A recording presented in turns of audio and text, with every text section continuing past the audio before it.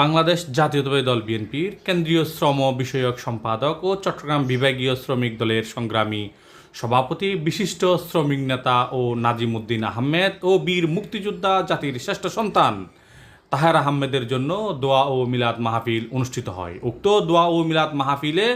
সভাপতির বক্তব্য তিনি বলেন, বাংলাদেশ জাতীয়তাবাদী শ্রমিক দলের এই দুঃসময়ের কাণ্ডারি জিয়া পরিবারের অত্যন্ত আস্থাভাজন নাজিম উদ্দিন আহমেদকে আল্লাহ রব্বুল আলমিন যাতে দ্রুত সুস্থ দান করে দেশবাসীর কাছে দোয়া চেয়েছেন।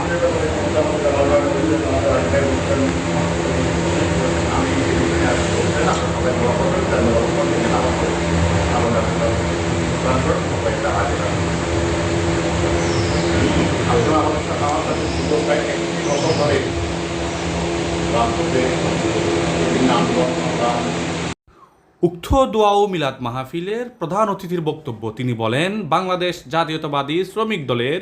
এই দুঃসময়ের নেতার জন্য আমি দেশবাসীর কাছে অত্যন্ত দুই হাত জোর করে দোয়া প্রার্থনা করছি।